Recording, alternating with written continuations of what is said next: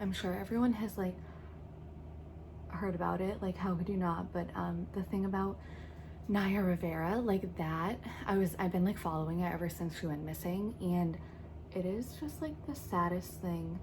And it's, I don't know why, but I was like thinking about her last week. I don't know why. Like she just popped into my head randomly.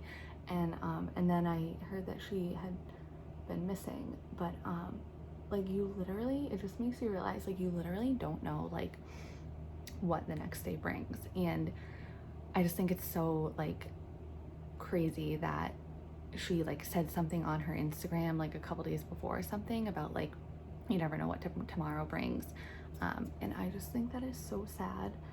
And her little boy that she saved, like that is just like, I just feel so bad. And it's just like, I don't know, like I feel like stories like that like really hit home, I think because I'm like a mom. And also I'd been following this story for like a really long time. Amanda Klutz and Nick Cordero. He is, I think they do like Broadway. I don't watch Broadway or anything, but he got the coronavirus and he's been in the ICU, I think for like 3 months or something. And she has been like, they have a little boy that turned 1 while he was in there. I don't like cry very often, but I literally almost started crying when I read that he had passed away, because she has been like, she keeps everyone like filled in on her Instagram. She's been very like open about his story and his journey through this, and there's been like ups and downs. She was like celebrating all these milestones, and like he was in the ICU, like I think he was in a coma, and he like woke up but he couldn't even like move his body. He could only like move his eyes because he was so weak. But she just has like, she did a great job of like sharing his story and like getting people involved in it. And so when I read that he had passed away, like I almost started crying. The thought of like just being a mom, and like the thought of like you have this like perfect picture, not perfect, but you have this like when you have a baby, like you and your husband or you and your partner, you know, like raising them, and then that gets like just totally ripped out, like that just disappears. It like just makes me so sad, and I can't even like fathom what they're going through.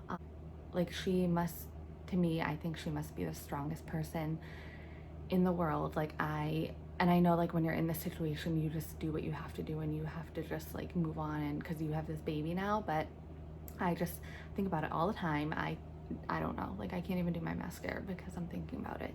But I don't even know. I just think like, to me, like she is the strongest woman in the entire world. Okay, so after I use that mascara, then I'm gonna go in with another mascara. This is the Tracy, I forget like what the name of it is, but I got it in my BoxyCharm. It has like a very strong chemical scent,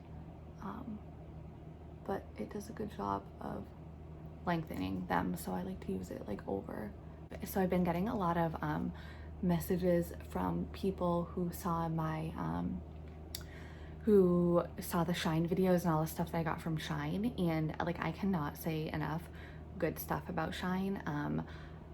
Like their clothes, they're super cute, they're super affordable, and like I have a problem, like I need to stop.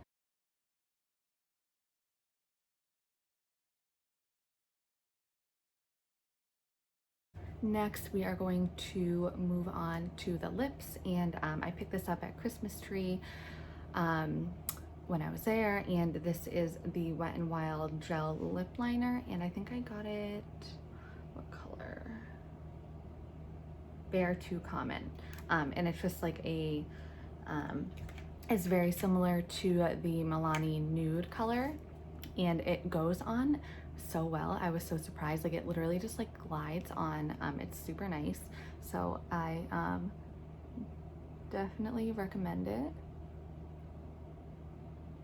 And I like it because it is retractable. Like I don't know why, but I have the hardest time, like whenever I have the Milani one, it's like a pencil, and when I go to sharpen it, I have like a makeup pencil sharpener like that's for that, and I can never, like, it always just messes it up. So like once I'm done using it, like once it's down, like I'll try to sharpen it, and like that's the end of it. I go through them so fast because I just end up throwing it away. But this one's nice because you can retract it.